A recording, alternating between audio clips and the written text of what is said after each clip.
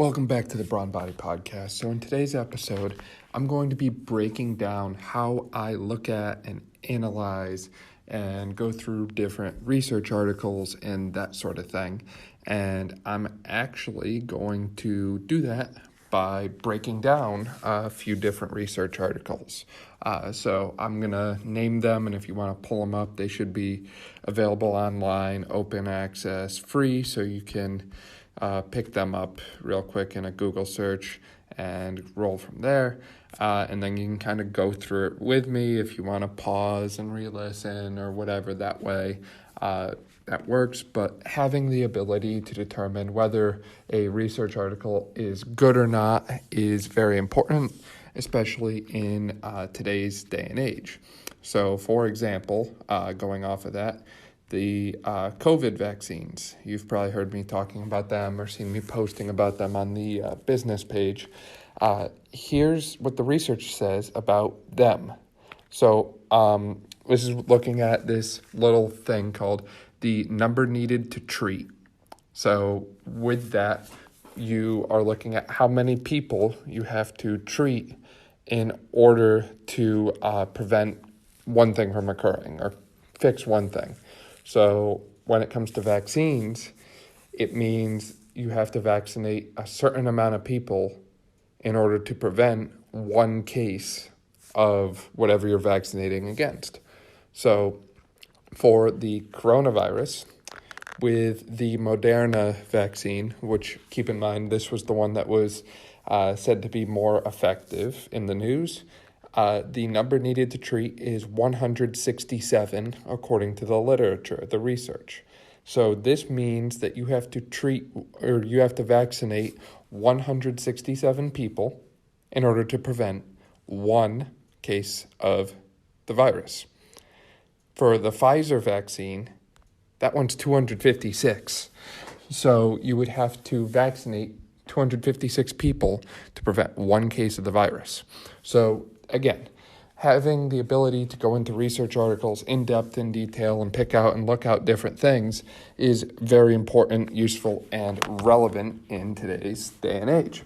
So we're going to walk through a few articles here. The first one is called 4-Square Step Test Performance in People with Parkinson's Disease. And this was done by a pair of physical therapists, Ryan Duncan and Earhart.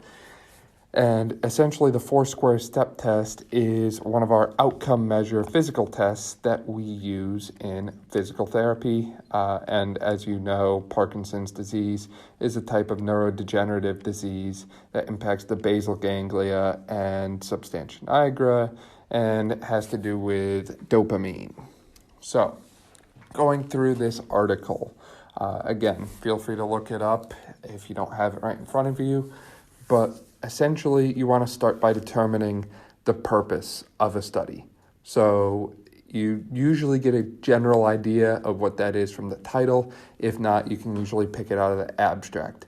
So the purpose of the 4-Square Step Test in Individuals with Parkinson's Disease article, that purpose is to assess the inter-rater and test-retest reliability of the 4-Square Step Test. You can also, it also says to assess its ability to discriminate between on-off periods of meds, between freezers, non-freezers, fallers, and non-fallers, and to describe factors related to predictive 4-Square Step Test performance in patients with Parkinson's disease. So 3 different purposes for the 4-Square Step Test article in individuals with Parkinson's disease.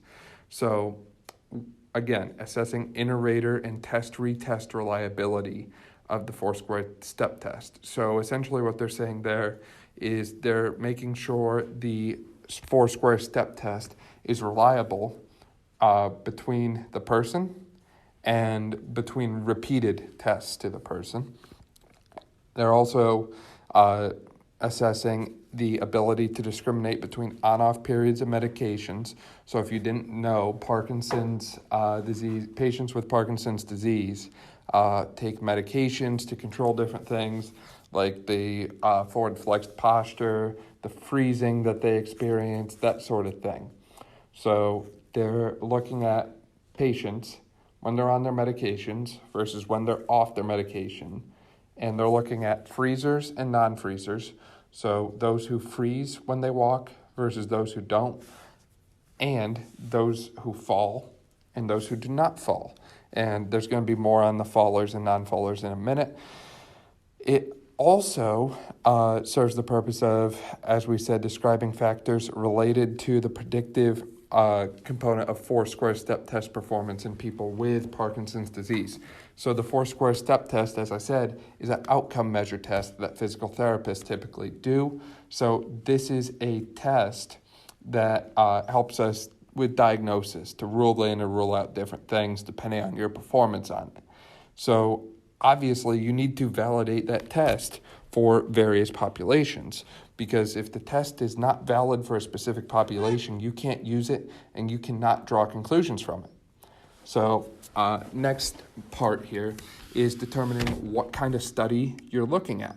So with this article, you might notice they're not actually doing any experimentation, right? There's nothing going on where they're manipulating things. There's no real, they're not changing variables, that sort of thing. It's just kind of watching what goes on and what the patients do. So this is what we call an observational study. So they are simply watching what happens. Typically, your higher levels of evidence are systematic reviews, meta-analyses, and randomized controlled trials, or RCTs, with double blinds, but obviously those are not always available. So this is an observational study. They broke down the subjects, so now we're looking at how they break down the data. They've got fallers and non-fallers, and we talked about this before. I said it would come back up, so here it is. They considered anyone in the study a faller if they fell more than one time in the past 6 months. So this would be 2 falls, 3 falls, 4 falls, whatever, in the past 6 months. If they did not fall, they were considered a non-faller. Freezers and non-freezers. So they used a questionnaire to determine this. It was called the Freezing of Gait Questionnaire. And if item 3 on this questionnaire, which was asking about episodes of freezing at least once a week, if that was greater than 1, meaning they had a freezing episode of more than 1 time a week, they were considered a freezer for the purpose of this study. And if it was less than 1, they were a non-freezer. So it's important to kind of put some context behind the subjects, because, they could have set the number for falls to 10 instead of 1, and then you'd be, in clinic, or, maybe someone, and maybe they fell twice in the past 6 months. Well, by that definition, they wouldn't be considered a faller then.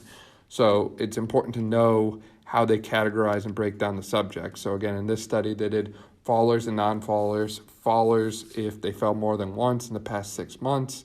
Non-fallers, no falls. Freezers, they used the Freezing a Gait questionnaire, and if someone had more than 1, the patient was a freezer. So more than 1 episode of freezing per week. So what is the severity of the subjects with Parkinson's disease is the next thing I would look at in this study. Because whenever you have a disease, you want to know what stage the patients are in the study. Patients with a mild form of a disease versus a severe form of the disease are going to be very different, and your approach has to be very different with them. So in this case, in this study, 4-square step article here, the patients are idiopathic Parkinson's disease patients. So they have mild to moderate levels of Parkinson's disease. And remember, they had the on-off medications as well. So some of them were being medicated for the disease. So looking at the 4-square step test now, so getting into the test itself, there was actually very high inter-rater reliability when the patients were on their medication. The ICC, so interclass correlation coefficient, was a 0.99, which is very good. So this was high. So this means the reliability of the 4-square step test within itself, when the patients were on their medication, so the Parkinson's disease patients on their medication, was high. Retest reliability was also high, even when the patients were off their medication. So regardless of if the patients were on their medication or off their medication, retest reliability was high. So going back to what the purpose was, we just checked the box on assessing inter-rater and retest reliability. Bam, done. Okay, so what next? We just checked the box on one purpose. What next? So we have to assess the ability of this test to predict performance in people with Parkinson's disease. And we said the other purpose was the ability to discriminate between on-off, freezers, non-freezers, that sort of thing. So what we're going to do next is compare the relationship of the 4-square step test to some other balance measures. There's one specifically they used. I'll get to that in a second. And what they do is they use a Spearman correlation coefficient to describe the relationships between the 4-square step test and all other outcome measures. You're going to see a lot of different tests and that sort of thing that are used statistically. I'm not going to get lost in the weeds there right now. For most part, you can just kind of Google these, but in this case, they use a Spearman. And again, it's nice to know what they're using because that will show you how they're comparing the data. So for example, maybe they use a t-test where they're comparing 2 points of data at a time. Maybe they're using a multiple outcomes ANOVA test or a MANOVA, in which case you would have more than one dependent variable that was being compared at the time. So with that, they did find a significant difference in this article between 4-square step test time on the medication versus off the medication. So there was a significant difference there. However, there was no significant difference between fallers and non-fallers and freezers and non-freezers. So going back to that second purpose of this study, assessing the ability to discriminate between on-off periods of meds, between freezers and non-freezers, fallers and non-fallers. The 4-square step test did show a significant difference between on and off medication. The p-value for that was 0.03. Okay. However, it was not good between fallers and non-fallers, freezers and non-freezers. So there was that. The other thing they did was I said earlier, they used some other tests in this study. So they used the 4-square step test, like we said, that's what was in the title of the article. Hopefully they used that, right? They also used the 6-minute walk test, the 5-time sit to stand, and the mini best test. The mini best was the only one that really directly measures balance out of those. The 9-hole peg test was also used, and this is used to measure bradykinesia, which is common in patients with Parkinson's disease. And if you're not a physical therapist or a PT major, those probably all sound like foreign terms to you. Essentially, the 6-minute walk test is exactly what it sounds like, a test involving walking for 6 minutes. Very standardized. We measure how far you go, and we can use it to predict a lot of different variables about your health. The 5-time sit to stand is exactly what it sounds like too.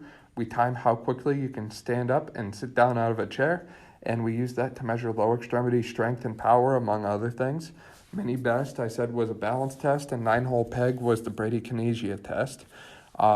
So the other thing too was you have to look at validity in the article, and in this case they have concurrent validity. So there's 2 types of validity, concurrent and construct, and you see concurrent validity in this 4-square step test article.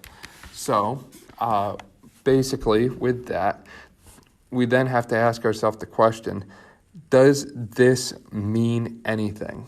And this is something I like to ask myself with any article is, what does this mean? What do I learn by this? So does the diagnostic 4-square step test change clinical decisions about, let's say, fall risk? Does the diagnostic 4-square step test change my clinical decision about fall risk? Because again, we said balance, and one of our purposes was performance in people with PD.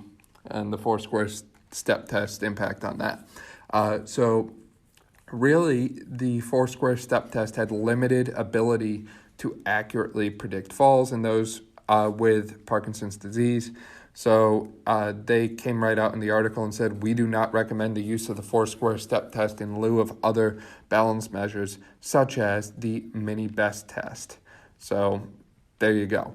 And again, I know that's maybe not the best example to use for those who are not physical therapy majors, but maybe you're in the medical field and you pick that up and you like that. So there's one. I also want to go through a couple more here just to kind of help break it down here. So the next one is a clinical prediction rule, a CPR, to identify patients with low back pain who are likely to experience short-term success following lumbar stabilization exercise, a randomized control validation study.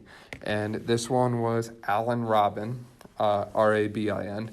So Rabin, ETAL 2014, clinical prediction rule to identify patients with low back pain who are likely to experience short-term success following lumbar stability exercises. So this study looked to validate what we call a clinical prediction rule. And basically what these are different tests and short little things that we can do to predict your likelihood of having something or success with something or that sort of thing. So we have a variety of these. We have the Wells clinical prediction rule in medicine, and this helps us rule in or rule out the probability of having a deep venous thrombosis or a DVT. So this clinical prediction rule here in Rabin was actually determining the effectiveness of lumbar stabilization exercise, so muscle strengthening exercises for your core and your lower back, comparing that to mobility exercises. And this was all in patients with low back pain. So one thing that the other study didn't really show, but this one will, is a lot of times studies will include or exclude people based on certain criteria. And again, this is something you see with the COVID vaccine trials too, how they excluded women who are pregnant and that sort of thing. So in the Rabin article, they had 105 patients with low back pain, and they were referred to the PT clinics that were used in the study in this case. So they looked for subjects who were 18 to 60 years old, so 18 to 60, and had a primary complaint of low back pain, regardless of if they had leg symptoms. So 18 to 60-year-olds with low back pain, and they had to have scored at least a 24% on the Modified Oswestry Disability Index, which is a outcome measure that we use for patients with low back pain to assess how much their pain is impacting their life.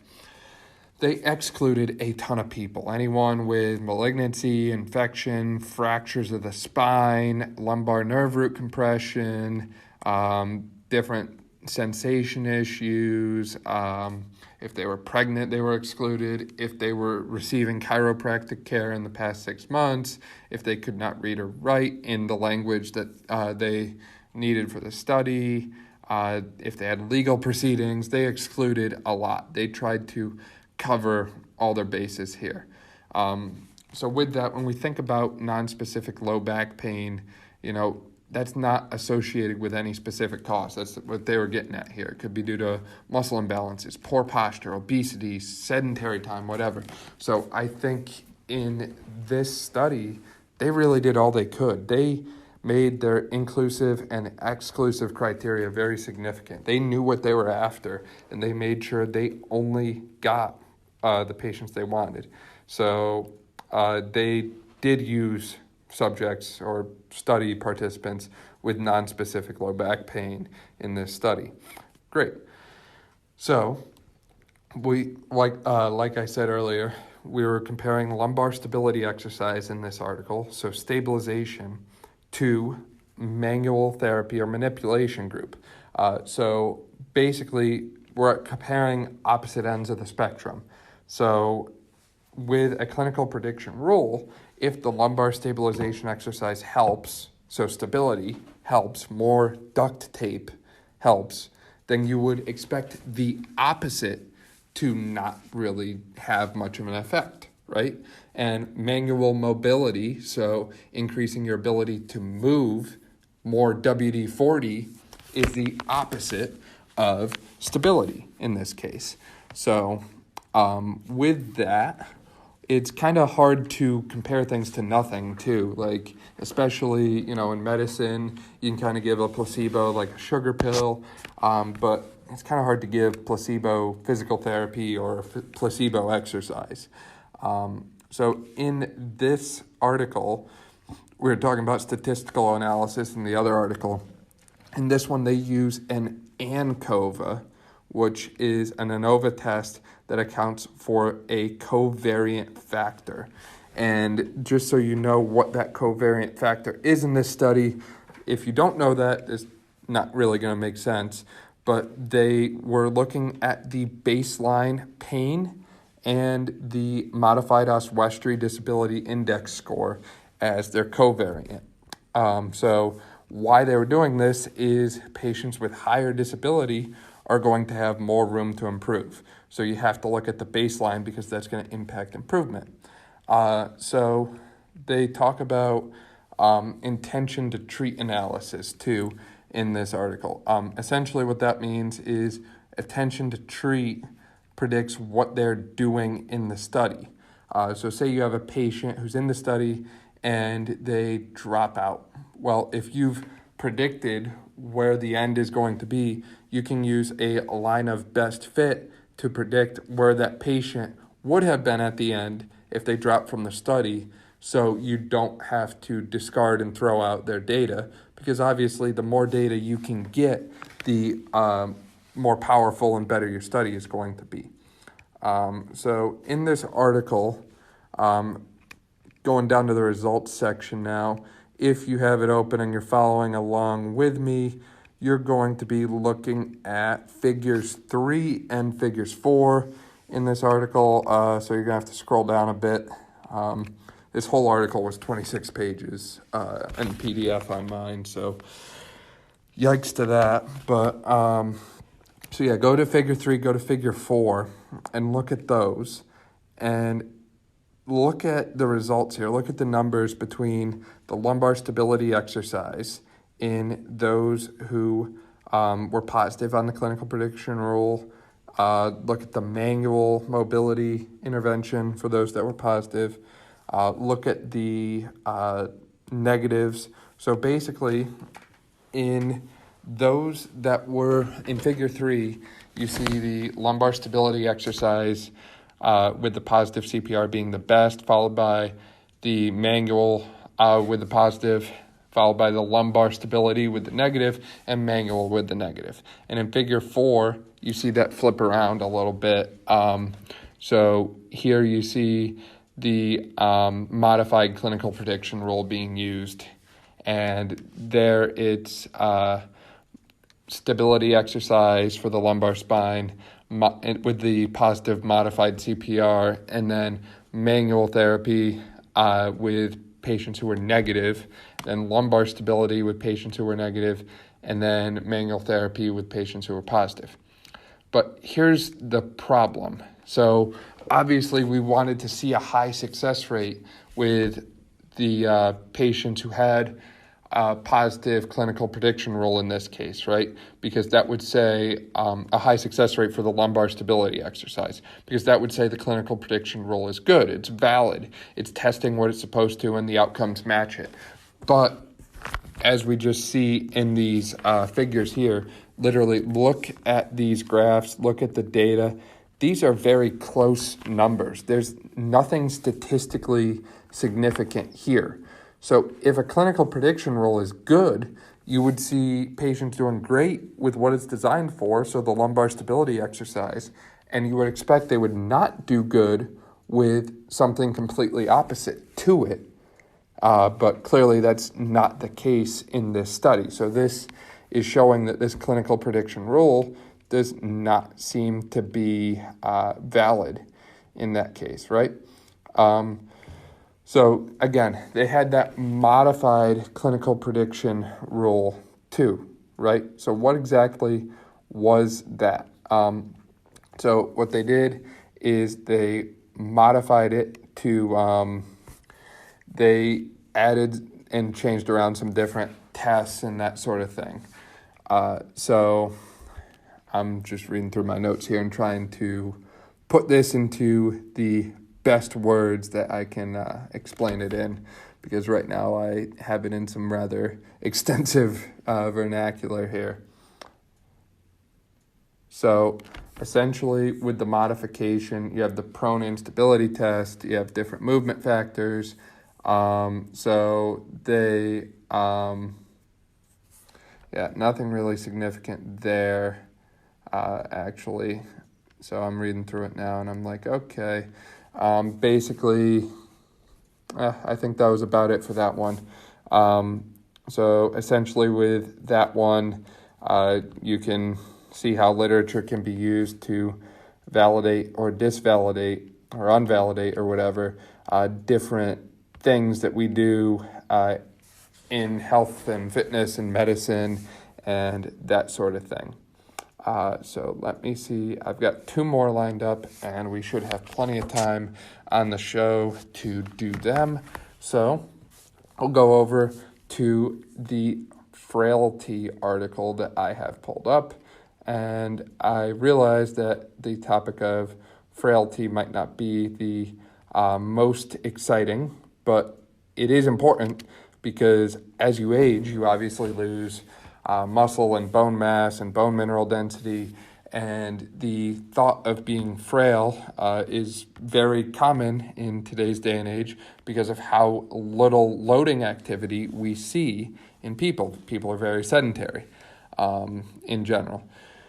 So this article we're talking about is called Screening for Frailty in Primary Care, Accuracy of Gait Speed and Hand Grip Strength. So this one was by Linda Lee and colleagues. I don't remember when it was, 2017, published in 2017 in Canadian Family Physician. So again, Screening for Frailty in Primary Care, Linda Lee. So pull that one up if you have it, Google it, whatever you got to do. And essentially, this article recognized what I just said. There is a need for a new method to screen for frailty because of the way our populations are trending. So we see rapidly aging populations right now, baby boomer generation, that sort of thing.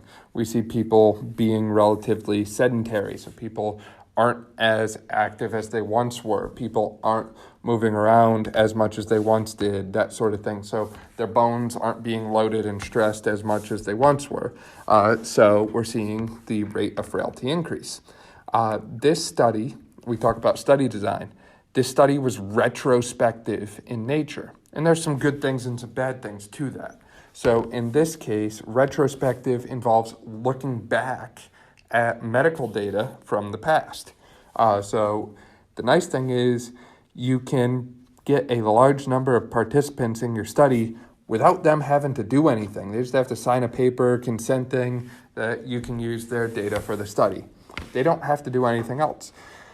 So they don't have to really do anything. That's pretty good. The electronic records that we have in this day and age allow you to put together this info and all kinds of data and spreadsheets and that sort of thing very quick. It's pretty low cost overall. It's mostly stuff you're doing on the laptop or that sort of thing. And there's no scheduling either. You don't have to get people into the lab or the clinic or that sort of thing. So, in this case, when we're looking at older individuals and frailty, how often do you think you can get, 1,000 different individuals over the age of 75 into a research lab in order to, conduct your research? And especially if you're doing that 3 times a week or 4 times a week or something, that can be a real difficult thing to do. But the disadvantage is the research is only going to be as good as the data recorded. You can't really go back and change what happened in the past. And if you can, please let me know how you can do that, because I would love to do that with different things that I've done. So you can't really go back and change it, and you're just kind of working with the data that you have. So with that, they have some different tables and data in here, and you can actually calculate some different values called sensitivity and specificity. And you're probably wondering what the heck those are. And luckily for you, I'm going to tell you. So sensitivity is basically when a patient has a condition who tests positive for something, and that's divided by all the patients who have the condition. So this is going to be an example. This is not, accurate numbers or anything like that. This is just an example. So for sensitivity, say we have 20 people test positive and a group for the virus, and 30 people had the condition. So 20 people tested positive over 30 with the condition. That would give us a sensitivity value of 0.67. The specificity, on the other hand, is a percentage of those who test negative over all of those who do not have the condition. So if 30 people test negative for the virus and 50 people do not have it, that would give us a specificity of 0.6. Okay, so in general, higher numbers tend to be better there, right? That makes sense. So you can go through and calculate that for all the different variables that they have: gait speed, grip strength, weight loss, all that sort of thing, using those 2x2 tables that I basically just described in there. I'm not going to sit here and read off all these different numbers to you, because I think that's a waste of your time and mine. So the other thing they used is they had likelihood ratios for all the different items they collected. And, we want to know what a likelihood ratio is, how it impacted pretest probability, and how that compares with what you might see in other studies.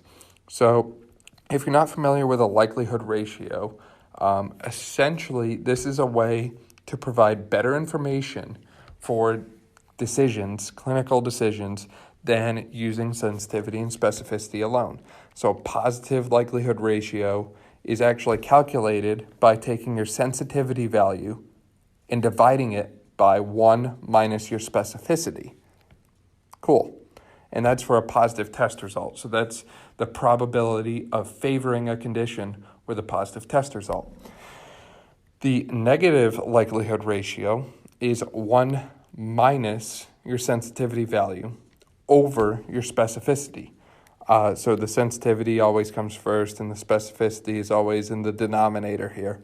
And the negative likelihood ratio is used for a negative test result. So this is the probability of changing the odds or not favoring a condition with a negative test results. So if we want an example for those, so for a positive likelihood ratio, maybe you have a pneumonia and cough. So if you have a cough, so this is our positive. So if you have the cough, the odds that you have pneumonia are pretty high, right? So if you do not have a cough, so flipping the narrative now, then you probably do not have pneumonia. Reason for that is like in 95% of cases or something extreme, patients with pneumonia have a cough. So if you do not have a cough, you pretty much do not have pneumonia. So that would be an example for the positive likelihood ratio. The negative, you could say maybe like a pap smear in cervical cancer. If you do not, basically if your pap smear is negative, then you probably don't have anything going on. If you have a positive pap smear, then it would say something is probably going on. Just to kind of add a little context to that. So you're going to take that likelihood ratio that you calculate and use a nomogram. You can Google one of these. It's just basically a fancy table. And you're essentially just drawing a line. You're connecting the dots from pretest probability and likelihood ratio and drawing it over to post-test probability. You're going to want to pull up a picture of a nomogram if you have never seen one before for that. But basically, you can use those nomograms for all of this different information. So for the study that we're talking about here with the frailty, they looked at, so one of the things was gait speed. So the probability for gait speed being under 6 seconds was 10%. So they took that from the literature, I believe. They had 40 people out of 380 met that criteria, so about 10% in total. So that would be your pretest probability is 10%. So you can go through all the other variables and determine your pretest probability, and then you can take your likelihood ratio and determine a post-test probability based on that. Cool. So did they do that? Well, of course, they had a post-test probability, and if you're looking at the article, you're probably saying, well, duh, it's right there. So what they found is gait speed was sensitive and specific, and grip strength was sensitive and specific for frailty in this case. However, what's cool is using both gait speed and grip strength was found to be more precise, specific, and sensitive than other combinations for determining frailty. I believe the exact numbers were like the gait speed alone and I've got them right here. So looking at the likelihood ratios and the pretest, post-test probability here, for the gait speed, you're looking at a 16.2 pretest. Oh, no, the likelihood ratio was 16.2. You had a 10% pretest probability, so the post-test probability was 65 to 70%. And the same for grip strength is true. It was about 65 to 70%. So for both of these, you had a post-test probability on their own of about 65 to 70%. Well, when you combine the likelihood ratio for gait speed and grip strength, you get a likelihood ratio of 103. So if you look at your post-test probability now with a likelihood ratio of 103, so this is if you measure both gait speed and grip strength in clinic, you jump up to somewhere between 90 and 95% post-test probability. 90 to 95%. Wouldn't you rather be 90 to 95% sure of things than 65 or 70% sure? So it's amazing how some of these different statistical analyses can really give you such a clear picture of what the heck is going on. And if you wouldn't mind holding on for about 10 more minutes, we've got one last article to do. I know this is a long one and it might be a little boring, but if you're following along, hopefully it's interesting to you. And with that too, it's very helpful to know how to do research articles and read and break these down so you can get information directly from the source. I can guarantee you that most major news stations and outlets do not have people who can break these down and fully understand these like we are doing right now, and as you're learning how to do them right now. So this last article is, what do we got?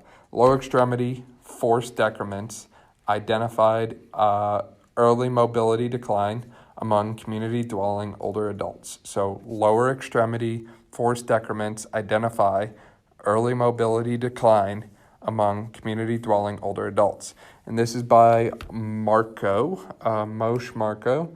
I believe this was published in 2012, September. This is in the Physical Therapy Journal, I believe. Cool. So another somewhat long one, 14 pages. Highly recommend pulling it up because it won't make sense if you don't have it. But so essentially, They were just kind of giving you the rundown on the tests. They used some t-tests here. They looked at t-tests for things like age, which was a continuous measurement. They used categorical measurements like a chi-square for the comorbidities like cardiovascular disease. They used logistic regression and instead of linear regression, and the reason for that is the logistic regression is meant for nominal or categorical data, which is usually the dependent variable. So looking at this article, what is the purpose of this article? So essentially, you have this health condition, so lower extremity muscle strength and functional deficits. You have the activity limitation of what are you doing on a daily basis, activities of daily living, daily tasks, that sort of thing. And you're looking at the structure of different muscle groups. So we're looking at the question of, does the impairment in the lower extremity muscle strength, so leg muscle strength, change your activity level? And this is something, the reason I'm bringing this up is it seems very straightforward, right? You would think more strength would lead to better activity level and better ability to do things, right? That makes sense. However, you cannot make that assumption. Just because someone is stronger does not mean that they're going to be more active or have better ability to do things or that sort of thing. So don't make that assumption. So with that, there's a lot of things that they controlled for in this study. We talked about this before in the low back pain article. So in this study, they controlled for age, different comorbidities, cognitive function, chronic diseases. They might have missed racial, I don't think they reported the race breakdown or the geographic location, but that's about it from what I'm seeing. They did pretty good picking up on things. And I would say that this level of, inclusion, exclusion is very appropriate since they're checking strength training, which obviously different pathologies have a vast impact on strength of muscles. So obviously if you have different neuropathies or different diseases like that, your muscles might not even be working. They might not fire. So obviously if your muscles can't get the nerve supply or the electricity they need to be powered, they're not going to really exhibit much strength. So it's good that they differentiated like that. One other thing, they kind of got all their subjects kind of on a word of mouth kind of thing. Not a just broad collection of people who know others really for the most part. So with that, they were significantly different at baseline when they looked at baseline function. The groups that they were measuring had significant differences, which that's obviously a eyebrow raise. Normally you want the groups to be similar and close to one another, or nearly identical as you can make them, right? So that's kind of a big thing there too. And they're looking at the lower extremity strength, like we said, and they're kind of looking at the lower extremity as a whole instead of one specific muscle group here, one specific muscle group there, that sort of thing, right? So looking at the combinations of the muscle groups. So they also came up with different threshold numbers. So they use these threshold numbers to determine if strength was a threshold of strength, determining if a patient was a task modifier or not. So what that means is, it did the patient's level of strength correlate with if they have to modify what they do or no. And the thing, too, you have to remember is going back to study design, is they measured strength in this study via a biodex and a handheld dynamometer. So that takes a little bit of time to do.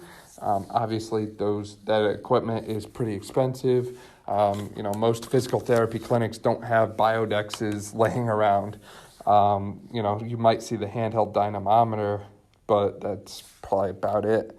And I also want to add, too, you're looking at a relation between strength and task modifying.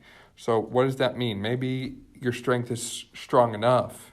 So does that mean you should still intervene with someone because they're strong enough and they're not modifying their tasks or anything like that on a daily basis? Or with that, can you use the different information that they determine, the different thresholds of strength, to determine who you should intervene early with? So maybe someone is at that threshold. Maybe you should start doing more exercise with them. Maybe they're below that threshold, and now your eyebrows go up and you're like, oh my gosh, we got to get this person moving. Maybe they're trending down but still above. Maybe they're trending up and you're not doing anything. So kind of thinking about what this means and how you can apply it. And this is, for anyone in health, fitness, and medicine right here, if you're looking at this article and familiar with it. So, sorry, I'm running out of breath here. We're almost done.